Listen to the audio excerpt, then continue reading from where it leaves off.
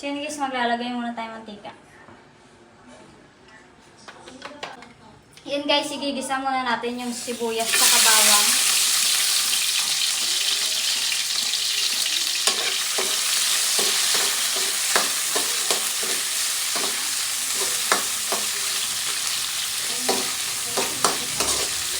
Sunod na agad natin yung kamatis.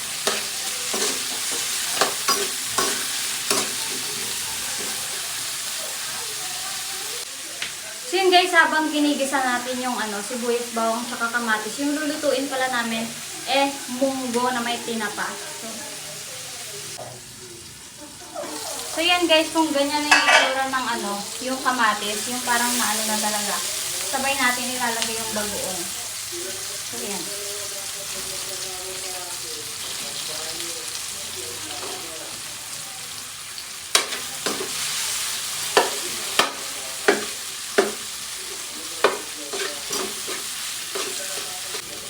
So yun guys, ilagay na natin yung isasahog natin, baboy. So yan, hiniwa ko na ito yung maliliit.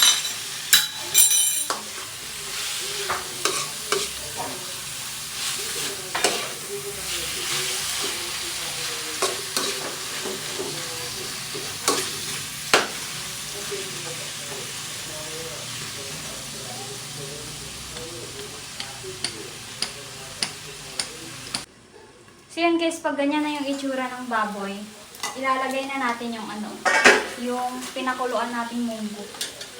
So pinakuluan na pala namin ito guys ha. So yan.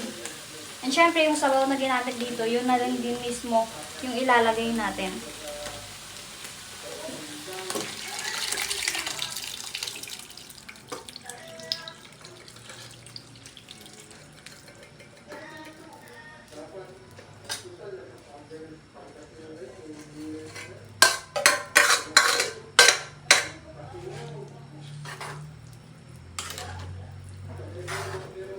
Pag kumulo yan, ilalagay natin yung shrimp cubes.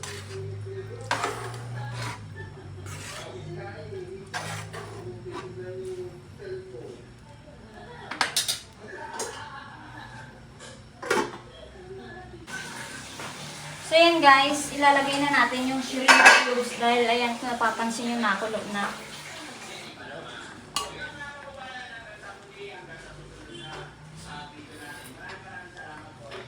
Ilalagay na rin natin yung yung sinangag ko na tinapa.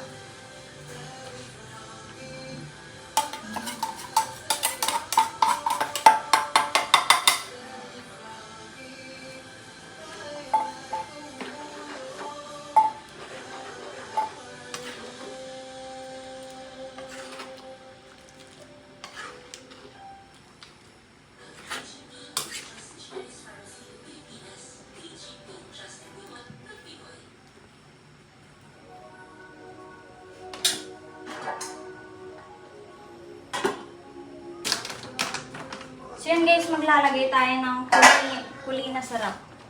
Okay. And syempre, magdadagdag din tayo ng paminta.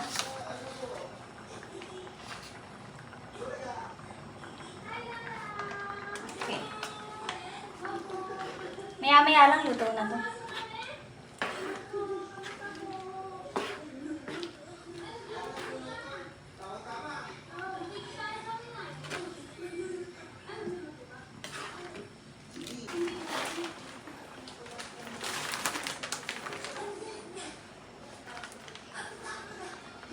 Ayan guys, maglalagay na tayo ng yung chicharon.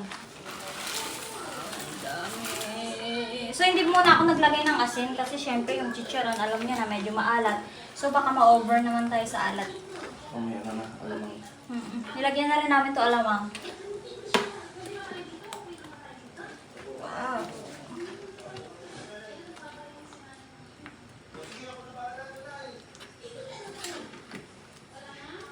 Ito side dish na lang. Tapos na malutong.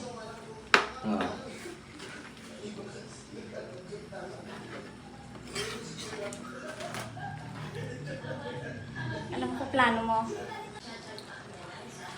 So yun guys, parang medyo matabang yung lasa kaya maglalagay tayo ng asin.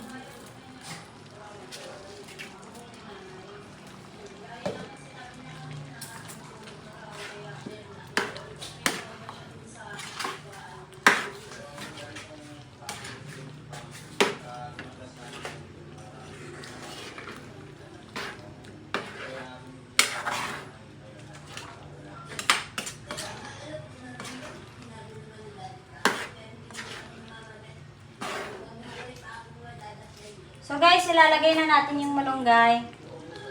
Ayan. Dami niya.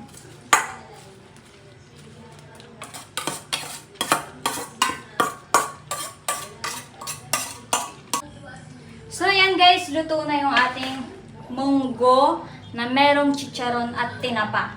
So kung ako sa inyo, huwag nyo kalimutan mag-like, share, and subscribe.